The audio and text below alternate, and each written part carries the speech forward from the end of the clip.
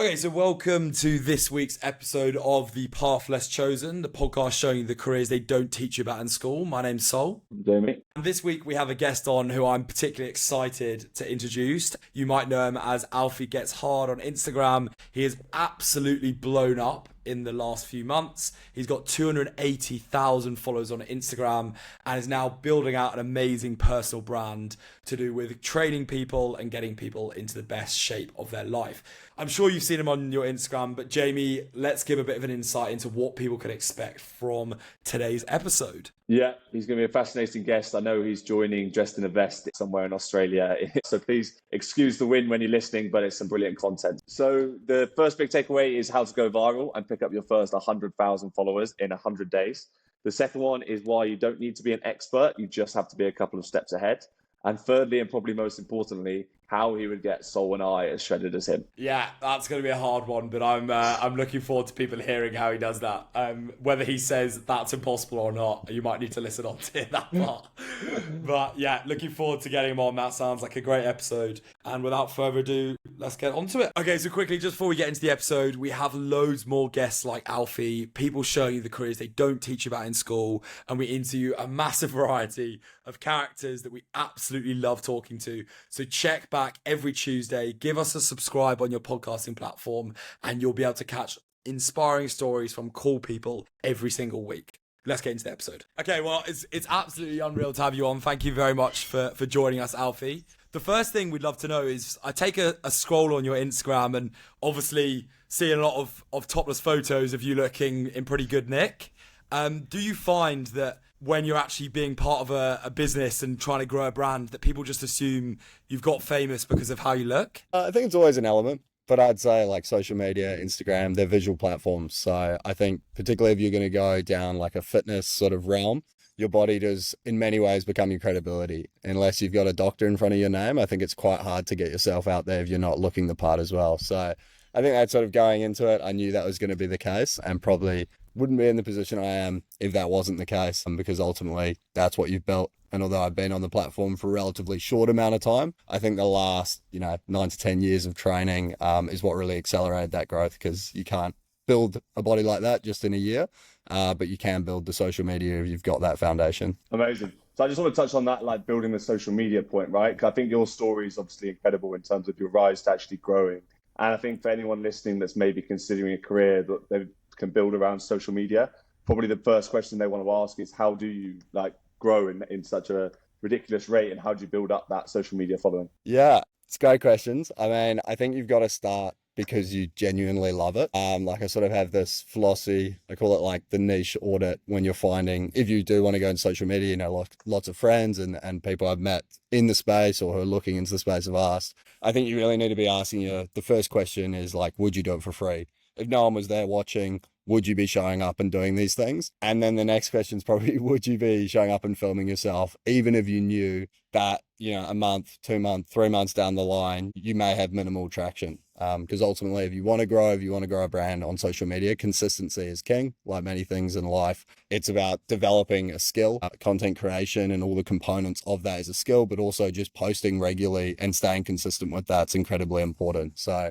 I think if you're not willing to do those things and accept that there may be little to no upside for a very long time, then I'd probably say like reevaluate what you're going into, because you need to go in with that mindset. And I very much went in with that. It wasn't the plan to grow social media or to monetize it or for it to become my full-time job. It was more just a creative outlet. I was doing a challenge at the time, the Andy Frisel's 75-day hard challenge, hence the name Alfie Gets Hard.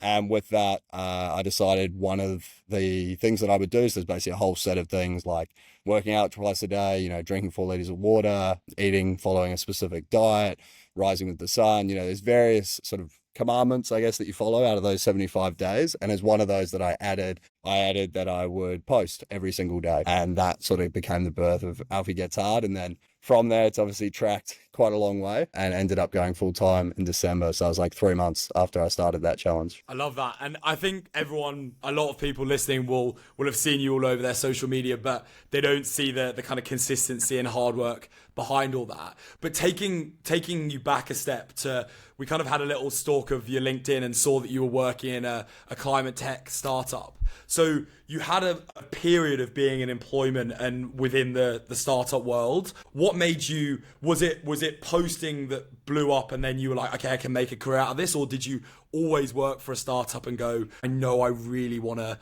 escape and do my own thing? Yeah, so this is where enters mutual friend Dominic Matcham, who put us in contact. And I know he's been on the podcast as well. So where I started was coming out, finishing university. I think like all of us, we look for those graduate jobs. We get quite excited when we get accepted into the bigger firms because it feels like a real validation of, yes, I paid my piece of paper and I've done the right thing. So I went into Procter & Gamble, one of the world's largest FMCG companies. I worked in sales there across like Gillette. We had a few other brands that fell under that, but mainly under sort of in the healthcare department and men's grooming. And it was like the most bare bones, typical corporate structure you can imagine. Met some great people, but I just specifically remember walking in first day and they set all the graduates down, sort of induction to it, and they brought out various people who were, sitting in these senior bands of management. And it was, hi, my name's Ian, 20 years in the company. My name's 25 years in the company. And they're going through speaking about, how many years I've had in the company, and whether that was meant to be motivating for some of the grads, but for me, looking at that and I was thinking, there is no way if I'm sitting in 20, 25 years, that's what I want to be doing. And not that I've got anything against it, but I think I just knew at that point. I remember, calling my dad after and going, I think I'm going to need like something on the side because this is not going to be quite stimulating enough. And that's where Dom entered. So we had this sort of moment where, in a graduate program, you often get rotated through various phases of a business and they start you quite junior because you're a graduate. So they put us out on the road where they give you a car and you're going basically door-to-door salesman, but you're going door-to-door to IGAs. So they're basically like grocery stores and they're independently owned. So you do have some influence at a store level and they would send you in and you'd be selling in products. So I was going in there, rearranging Gillette shelving displays like the planogram and making sure I could fit an extra razor, and then I go sell that to the store manager. And it was pretty mind-numbing work. And at the same time, we were sort of coming out of COVID, Australia and New Zealand were open up, UK was still very much shut. And I got a message on Facebook from this guy called Dom, who I'd never met before, but he was based in the UK and he ran a business called Invades, which was a student events company with the idea to introduce people to sort of the new generation of an audience into live sport. He'd ran a few events at the time in the UK. And this is back 2021 probably.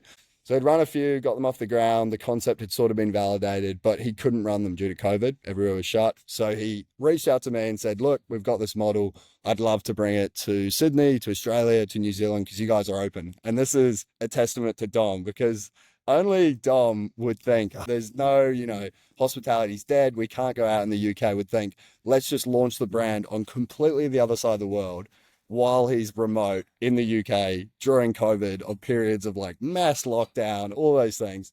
But yes, Dom reached out. I had good connections at the university at the time. I just finished the year before. So while I was at Procter & Gamble, I helped set up Invades, which was my first like proper taste of entrepreneurship.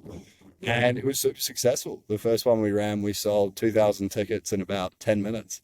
And I was just like, wow, this is pretty crazy machine. And I think I saw the sort of problem solving that Dom applied to every problem that we have. There's so many problems. It's continuously putting out fires, and he would just always come out like completely optimistic. There's always a way to solve it. There's always a way to get through it. So we worked together for about a year and then scaled across Sydney, across Australia, and across New Zealand. So we probably ran about 8 or 9 events before I actually met him in person, which was a year later in London.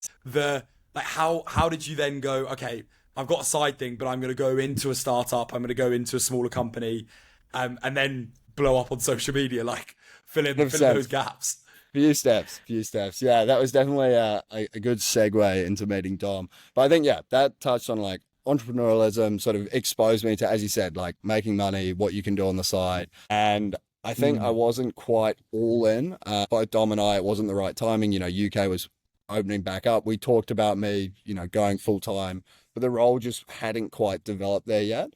But a friend who had during, because remember, this is like as we're coming out of lockdown, so there's like lots of opportunities coming in and out, sort of shut down. It was just a strange time to be going into full-time employment, because basically most of the time I was working remotely as well. So I think that's quite a unique graduate experience. If you're graduating and you go in and you're in the office, I guess you drink a lot of the Kool-Aid and you really get like pulled into that. Whereas I didn't have that, and my year group who finished, you know, ended uni in 2020 wouldn't have had that. So they had that experience of working remote. And I think having to ask a lot of those questions and not have someone that's necessarily telling them all the answers. Pushed into that. I then had a friend who moved to Singapore, and he'd raised a bunch of money for a climate tech startup. And he was we would talk regularly, and he told me a bit about it, told me about the money that he'd raised and that he was putting a bit of a team together. And he offered me a role as sort of head of strategy at the time, which was pretty wish-washy term, but I was sort of interested in the space, you know, knew climate was going to be a growing sector, and was pretty done with where I was at with Procter & Gamble, knew that I probably wasn't going to go past 18 months, just didn't really like engage or ignite me in terms of the work that I wanted to be pursuing. So I think that's what I accepted. I probably wasn't going to take the most like linear, natural, conservative career path. And I went and joined GATE, which was Green Artificial Intelligence Technology at the time, and had a lot of upskilling to do. We were in the blockchain, carbon credit space. It's all incredibly new, developing. Spent 18 months at the company. We scaled that from 4 to 55 people in that time, and spread sort of from Singapore into Southeast Asia. So places like Malaysia, Indonesia, Philippines, you know, these developing markets on their own, but also developing carbon markets as well with large areas of land. I guess the thing that's so interesting is everyone who's listening will be listening to that and being like, is this the same guy who, like, if you don't mind me saying, is like just lifting weights on his Instagram? Like that, it's so interesting that you've got both those sides to you. At the same time as all this, were you still like, social media is interesting to me, I still love all my fitness, like this is the part that I want to go into? Or was there a massive change up at any point? So I've always loved fitness. So the background in fitness started like 10 years ago, playing rugby, grew up in New Zealand. It's like very rugby union heavy. It's sort of the done thing at school. And that introduced me to the weight room. There was, you know, the bigger, the better was sort of the philosophy in rugby. And that took me over to Sydney Uni. I played for college there and then went to Edinburgh, played over there as well. So it was always like super passionate about rugby, loved the fitness. I think post university, I realized I probably didn't need to be as heavy. So that's where I was about probably 10 kgs heavier than I was now. And with that, I think I'd always kept up like a pretty healthy, fit lifestyle. Definitely got completely elevated to another level living in Bondi. So in Sydney, Bondi is like a hub for fitness. It feels like people come here and the thing that people do is just get incredibly fit. Like the average accountant here is just completely jacked. Like people are doing crazy feats. There's like ultra marathon runners just like up and down the sort of Bondi promenade all the time. And I think with that, it's just like you become your environment. You're a massive product of your environment. So being surrounded by it, it's just like incredibly motivating. There's always people up in the morning, and just over time, like developed more and more a love for it. And then I was still working at this time, working remotely a lot of the time. So Singapore was our headquarters, but I would work out of Sydney, out of Bondi. And I think I knew at that point in time that I really wanted to run my own ship at some point. I think I'd helped build and create someone else's dream of, you know, this climate tech startup, and we'd had various levels of success. And I think seeing that and pulling the levers and having helped support someone else's dream, I thought there's no reason why I couldn't do it. So I think that was like the limiting belief that was slowly getting like taken away as I saw it happen. And I felt like I played a pivotal role in some of those successes. And the social media is, it's an interesting beast. I'd been living with my housemate Jake for the last 4 or 5 years, and his handle's Elastaboy. He's probably at 750,000 followers now. And I've basically been with him from when he started, which was start of last year, to where he posted one reel that took him from 5,000 followers to like 250 in a week. It was like this crazy period. I've been, I need to find out what reel that is so I can uh, do the same. yeah, it's a dragon squat, so it may be difficult. It's an incredibly difficult single leg body weight move where you're basically Mental. balancing and then wrapping your other leg around and like poking it through a bit like that. Wow. You'll have to look it Jeez. up. I'm sure it's pinned at the top of his Instagram. But I think seeing Wow. that, and then we were living together in Bali. This is midway through last year, while I was still working in Singapore and living there. And then all of a sudden, he'd come back. I think he'd been in Europe or something with the family when he'd blown up with this Instagram reel, and him coming and living together in Bali. And all of a sudden, like, we're hanging out with Jay Alvarez, with Cara Smith, like famous world-class surfers. And I was like, what is going on here? Like, these people would have never given us the time of day, for right or wrong, prior to Jake having blown up on social media. So I think that opened my eyes to the network and the social currency that is social media. And whether that's like right or wrong, I don't think it's a fault of those people, but it's just you stand out far more and you feel more relatable because you're in that same vein of, having a social following.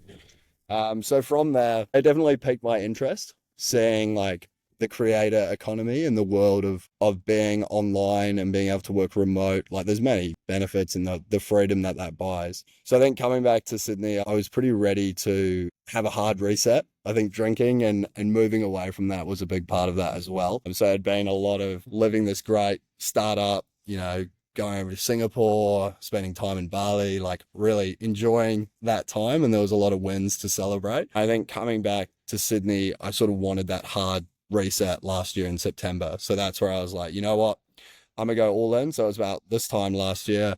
And I'm gonna do 75-day hard challenge. So that was more of like a mental, physical reset.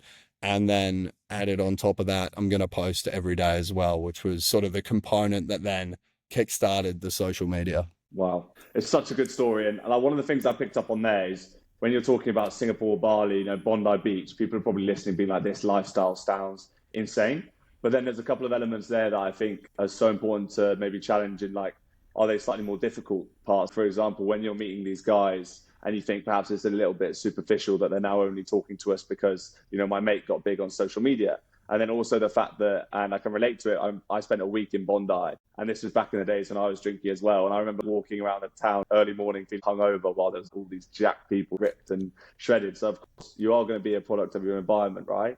But are there also the challenges of feeling a little bit of pressure, particularly now because you've created your personal brand around what you look like and this lifestyle? Is there any escape from it? And do you ever find it difficult? Yeah, it's a great question. I feel like you've got to sort of be, well, there's got to be a level of like authenticity. Like, I think you'll get found out pretty quick now if you're portraying something you're completely not. Like, if I was, every weekend jumping on the bend Friday to Monday, and then posting all during that time, preaching something else, I think you get found out pretty quick. Like, it's a small enough place. Of course.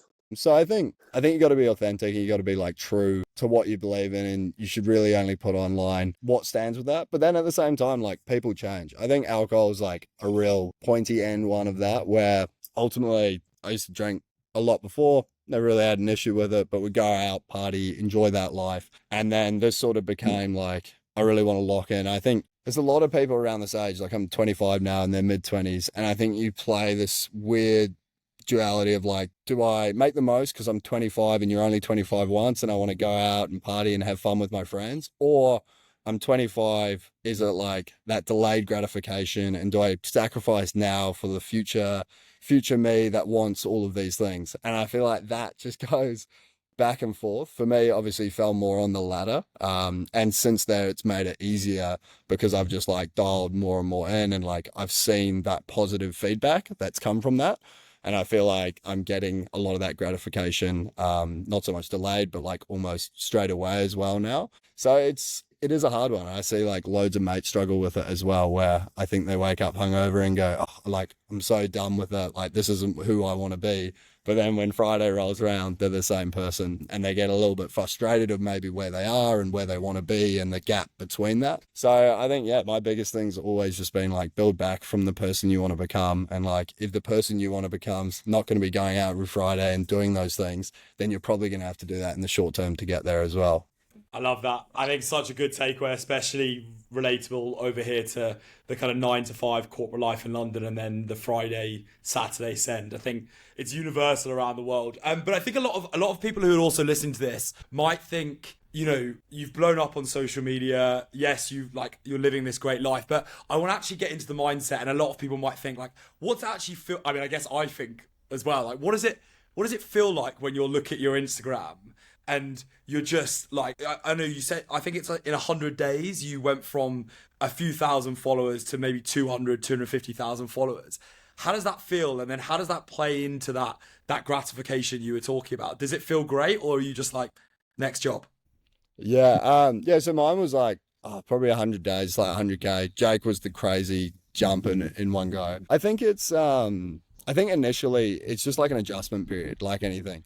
I think initially it feels like crazy and you're getting all this because like the way the platform's built is literally designed to like smash you with dopamine. So it's just like pretty crazy dopamine overload when everything's popping off. But then now you just become like normalized to it. I think it's like the same way if you jumped on tomorrow and like something got 100 likes for the first time, you'd feel that dopamine hit, but then it just sort of wears off over time. I think definitely now that I treat it a lot more like a business, I've really separated myself from it. And I'd say that's incredibly important. Like people do get very caught up in it. And I think it's sort of hard not to, because the platform is designed to be incredibly addictive. It's got all these like, various components that are playing on your dopamine receptors all the time. So now I've definitely like separated myself from it. So I treat it pretty much like a business. Like Alfie Gets Highs, yes, it's me. And yes, that's who I am. Like I'm still the person doing those runs, eating the food, lifting the weights. But ultimately for me, that's almost like a character that I've created online. And so it's like a personified extension of who I am. And I use that as a vessel to deliver like my personal brand, which is, engaging with the brands that I work with. That's when I'm like putting all my programs through that, all of those things. So I think, yeah, in a way you have to like detach yourself away from it, because otherwise you're too caught up. And like, of course you're going to get hate and you're going to get people, saying this and that. And if you're just too caught up and like close to it the whole time and you are affected by that, I feel like social media is probably not the best place to put your energy, because you got to have pretty thick skin. Ultimately, if you put anything out there, there's always going to be a small percent, and the larger you get that percent, it actualizes into a larger and larger figure of people that aren't going to agree with you, aren't going to like your stuff, and you've just sort of got to accept that. Yeah. I think that's such an amazing thing to hear, because I think for you actually to say like, no, I don't want to get caught up in it. I want to think of it like a business, and actually, the value of your own personal brand and what the kind of stuff that you're looking to do in the future, right? I think what would be a great message to kind of share is, how do you separate yourself from, you don't want to be an influencer, but this is a business. What's the mindset and approach to that? Yeah, so we're fortunate, both Jake and I, we said to each other, we're not going to rely on brand deals. We don't want to be influencers. We want to build great brands and build community. And that's why we're building this platform. Yeah. So ultimately it comes from like actually wanting to help people. And I think that although the account doesn't necessarily start from that, I think what I found really interesting is when I created the account, I had my like personal Instagram, like we all do with, I don't know what, I had 2,000, 3,000 followers, something like that. And I said, instead of like ramming my fitness stuff down people's throat, because I knew I was going to post every day, I'm going to start a fresh account, and I'm just going to say on my Instagram, put a story up. Anyone wants to follow the journey, it's going to be on this account. It's a really wise thing to do if anyone's going to start social media, just because the way the algorithm works sends it out to 10% of your audience. So if that 10% follow you because they like you as a person, they may not love all the fitness stuff you're putting out. So it's actually going to harm you sort of in the short to long term. Anyway, nevertheless, about 100 followed and moved to that new sort of account that I'd created. And what I found is like, although the traction was pretty slow, it took sort of 40, 50 days until there was like a big uptick to around 10,000. But during that time, the feedback was so positive of people from like all over the world being like, hey, really saw this reel, like really inspiring, made me do X. And I was like, wow, this is such an interesting side of Instagram that I've never seen before, because everyone hangs pretty heavy, with reason, on all the negative stuff of social media. It's addictive, it's dopamine, all of that negative stuff that, screen time and all those things bring. But seeing that I could post something in Sydney and someone on completely the other side of the world was like inspired or motivated, or it taught them something new, or they changed their routine for the better because of that video. Even early on, this was at like 1,000 followers, I think, was where it sort of, I don't know, clicked a bit of a switch inside me and said, you know what, there's actually a lot of good that can be done with this platform. And if you build it the right way and you're true about what you're speaking about, you can inspire people at huge scale. And I think that's what's amazing about social media is people really can come out of nowhere, particularly on platforms like TikTok, where it's less about your existing following. It's just completely randomized. It's very like democratized in that way. I think that's like the upside of social media that's probably not talked about a lot. And that's often because maybe people who have large accounts and things like that don't always utilize it that way. But to be able to spread a positive message at scale and to do that from a small little phone is like incredible. I think in the last 8 months, Jake and I have trained over 13,000 people together from obviously not all face to face, but it's like 13,000 people who've done like low ticket, mid ticket to high ticket programs in the last 8 months, which is just crazy. Like there wouldn't be many PTs that have been in that position. And that's just from posting online. So we sort of view that as like our metric of having like a positive impact on someone's life. Okay, just a quick interruption before we go into more detail on the career of our guest. We imagine that you probably had quite a few conversations with friends where you talk to them about how they're not enjoying their job and all they do is look forward to the weekend. So what we'd ask is that you go onto the app you're listening on, only if you're not driving, click the share button, and maybe you can use the favorites that come up and pop up straight away, or click WhatsApp or click Snapchat and just send it to that friend that comes to mind. Because the more people that can listen to this, hopefully the more people will be inspired to pursue different careers that actually they'll end up enjoying. So if we could ask that you do that, that would be massively helpful for us growing the podcast. Back to the episode. I guess the reason why people are coming to you, right, is they first see your presence on social media and the kind of content that you're posting around fitness. But also I imagine the product and service that you're providing is pretty high quality, right? So I think just without giving away all the tips and tricks that we might have to pay you thousands for, just give Saul and I a sense of, if you were to get me and him in shape, for example, I'm on holiday next week, so we might be a little bit tight on time. But what would be the bits that the components that you look at to like get someone to shape, and what goes into the day-to-day of training them? 100%. I feel like I love this Alex Hormozi quote, and I think fitness is no different. It's like people don't need to be taught, they need to be reminded. Everyone knows how to get into shape. Like at the end of the day, eat less food, lift more weights, walk, stay active, drink water. Like there's just some like fundamental things that we all know, but we love to be told like the plan. And I think we need plans, and people probably why I will always have a job is that ultimately people want to know that they're doing it like the most optimized way, or they're getting like the plan, because then like 12 weeks down the line, if it doesn't work, they have someone to point the finger to and say, hey, you told me this was going to work.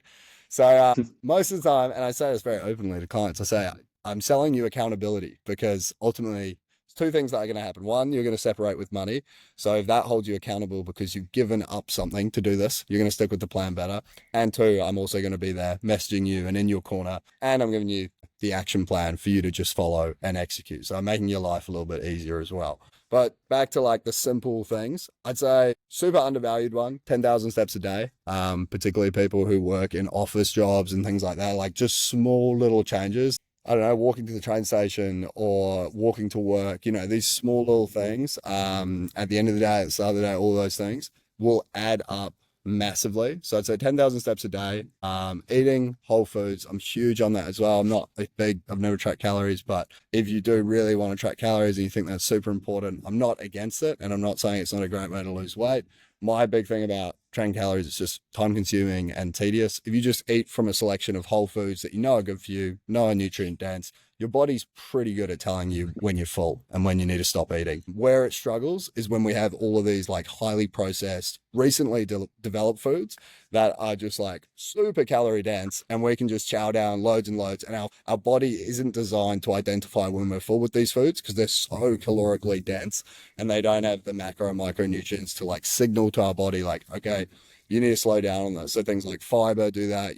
There's various things that tell our digestive system when you've had enough. And that's why if you eat from a selection of whole foods that you're happy with, generally it's a lot easier to bring down your weight as well. Last one is getting in the weight room, probably 3 to 4 times a week. I train full body splits. There's no like perfect split. The perfect split is the one that you stick to. I love full body style training. I think it's like a really effective way of getting in there. So I do full body posterior, which is all of your back. So it's like back, hamstring, calves, all of the back side of your body, and then full body anterior, which is the front side, including your quads. And to be honest, I just find it's a nice way to train and feels a bit more natural as well, training your upper and lower body at the same time. I love it. Well, Jamie, time to get into the gym doing I'm not sure if I can even pronounce those words again, but that actually comes across nicely onto my last question, which is you clearly speak so passionately and also with so much knowledge about all of these topics, but have you ever felt a sense of imposter syndrome, that you're not,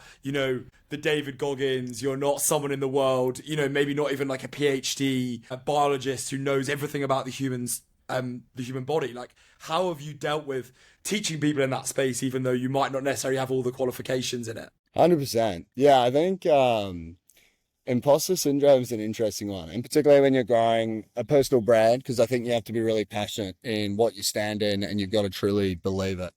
I think to the point on people learning, I do have a thing. I agree with the statement that you don't have to be an expert. You just have to be a couple steps ahead of the person you're coaching. I think that's quite important as well. Like if you're looking to learn a handstand, it's probably actually going to be better for you to learn from someone who's picked up handstanding in the last 6 months or a year, compared to going to the Olympian that was handstanding since he was 4 years old, because they're just so naturally gifted, naturally and nurtured, into that position. And they've done it so long ago and for so long that probably some of those fundamentals that really help the person who learned 6 to 12 months ago is quite different as well. So I think there's an element of that. And then I think just general imposter syndrome, I think everyone can experience in different ways. We've got a funny group chat with the boys who are also on social media called the Imposters. And we do have days where it feels like that. But I think it's less of a point of are we a credible source on this? Because we believe what we do and we sort of practice what we preach every day. And that more just comes from the scale of audience that we're speaking to. And I think it's just more of an imposter of seeing the life that we've built and being it's pretty good. So it's more of a happy gratitude piece than the typical imposter syndrome.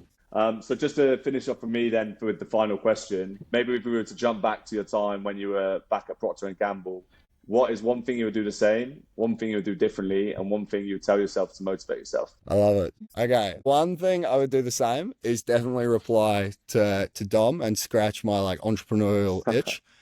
I think when you're that age and when I was in that position, it could have been easy for me to go, no, I'm in a graduate position, I should just stick to that. That's enough on my plate. But I do believe if you're in a situation where you're thinking this maybe isn't where I'm going to be for the next 15, 20 years, you should have a tasting bladder and try lots and lots of different things. I think there's this belief of you need the one thing.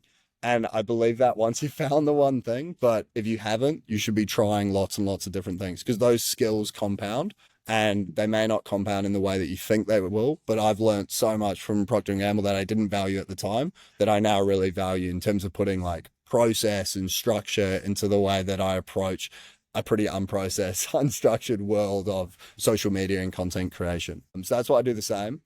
One thing I would do different, I think with my last job, there was definitely a period where I was sort of segueing both for a little bit too long. And so it almost goes back into that, I'd had the tasting platter and I'd tried a lot. And I think I was trying to have all the tasting platter at the same time. And I left it right until the last minute to jump ship. I think I could have gone a little bit earlier. And I don't think it would have changed the outcomes of a lot of things, but I think it just would have been a cleaner separation. So that's more of a learning of where to value, relationships and your time priorities and how thin you can spread yourself. So that's probably what I do differently, is just once you have landed on that one thing and you see the momentum and you see it moving, is back yourself, have the confidence to take it. Because I think I was really nervous, even though I was stepping away from a startup, it felt incredibly secure and safe. And I was pretty nervous to take that step and be I'm now a full-time content creator. So I think that's definitely an identity piece. I think I cared too much about that, and I was thinking forward to oh god, I'm gonna be at Christmas and mum's my grandparents or mum's friends are gonna ask, what are you doing? And I'm gonna be oh, I'm an influencer. And I think it's just accepting if you found something you truly believe in and you're passionate about, then people need to accept that that's what you're gonna do.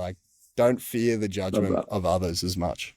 I was pretty motivated. So I'd say it's less motivation and more to be like, just relax. Everything will work itself out. I think I'm particularly someone who puts like an incredible amount of pressure on myself. I still do now. I'm always telling myself now where I want everything almost instantly. And I think we always want a lot. And I think it's just accepting like you actually have quite a lot of time and like you're going to figure it out and they may not come as fast as you want, but just take the time and enjoy the journey because it's been a pretty epic one thus far. Yeah, great way to end that. I think it has, and it's been unreal getting into it throughout the episode. And I think where we started and where we start with the first question is like everyone knows you as this kind of rip guy on social media, but it's so clear that you've got an amazing mindset and an amazing business brain behind all that clearly knows a lot more about the business world than you might think. So, mate, it's been unreal catching up and meeting you for the first time. And thank you so much for your time, and looking forward to people listening to this and learning a lot from your story. No, thank you so much for having me on. I hope I can host you guys over in Sydney sometime soon. Unreal, brilliant episode. I think if anyone had told us when we started this that we'd be having someone like Alfie on, I think we'd have been like, nah, you're joking. But to have had him on within our first 35 episodes or whatever, I think is obviously brilliant.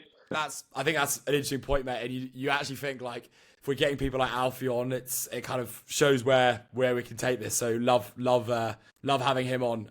Really, really cool guest. Keep rolling up. Absolutely. And there were definitely plenty of key takeaways. So I think to begin with, Sol, do you want to share your first? Yeah, happy to. I think one of the bits that I took really like personally, and I think applies to so many people who are just probably listening to this, maybe starting out their career, is the idea of a tasting platter. I love the thought that, you know, it's this dream world where you're just going to land on what you absolutely love straight away, and actually having that tasting platter of different options, trying out as many things as possible until you really find something that you love is such a cool piece. And he's clearly done it. Like, not many people will know the business mind behind him and how much he's actually worked in a kind of corporate world, and he's learned by doing those things skills as well as what he doesn't potentially want to do.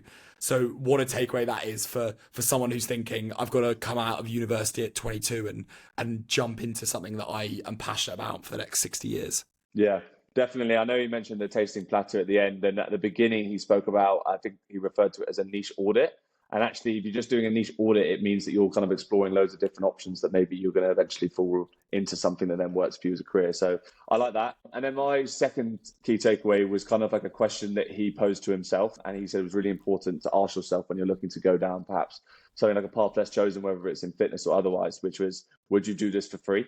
And I think for him, that was such a good indicator. And I asked the question about it, can he like separate like his lifestyle and his job? Because a lot of what he does around social media is involved with his lifestyle. So, you know, how does he ever take a day off? How does he ever feel like he's living his normal life away from his career, for example? But actually, he said to us, like, he would do this stuff for free, and he loves it genuinely that much that clearly to him, you know, there is no need for the separation between the work and his life. Yeah, 100%. If you can marry the two, then it's amazing. But it's an interesting balance as to how he finds that, because he spoke about the online personality he's created, and it's like, how much do you share out of that? How do you not? And someone thinking about this career might, like, I mean, me, for example, it's a very interesting balance to strike, but he's clearly got a good, sustainable, long-term view on it and how he can build it into a brand. And that actually brings me nicely onto my third point, which was how can, every time we spoke about, oh, well, you got 100,000 followers in 100 days. Like, how is that possible? How do you take that as a win, but also keep moving? And it's clear that he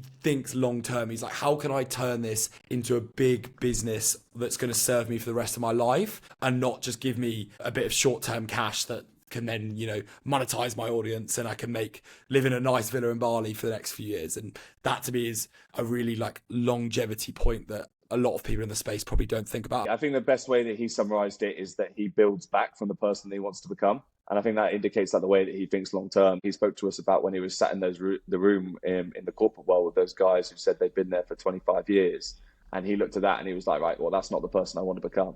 So he's now, instead, he's kind of making up this vision for the future of where he wants to take his own personal brand that's begun by growing his big social media following and he's worked back from there, which is the way that he gets to think about it in such a long-term respect rather than, taking each day as it comes. He knows what he's working towards. Spot on. Love you, mate. Very well put there. So to wrap up, we've got the tasting platter is the first one. Like, try out what your niches are before jumping in. The second is, would you do it for free? Is it something you genuinely love doing? And the third one is longer term thinking and not taking the easy wins. Nice. Yeah, very good episode. I know we were both excited for that one, and I think it lived up to expectations. So hopefully many more guests like that, and also interesting for people to listen to about the career path that he's gone down. Yeah.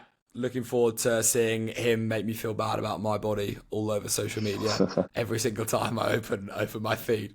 But yeah, great episode. And you can catch Alfie on Instagram at Alfie Gets Hard, as well as all his pure body stuff, which I know for a fact is really cool and adds a lot of value. So definitely worth checking that out if you're looking for a training program. And if you are looking for more podcasts about the careers they don't teach you in school, then you can follow The Path Less Chosen on Instagram and also subscribe to us on your podcasting platform. Thanks very much for taking the time to listen. Sorry, just one last quick thing from me at the end of the episode. Thank you for getting this far. We just want to ask, if you don't already, whether you're on Apple Music or on Spotify, if you could just click that subscribe button. That would be massively helpful in us in making sure that as many people can hear about these cool careers as possible. And I'd be very grateful as we try and grow the podcast. Thank you.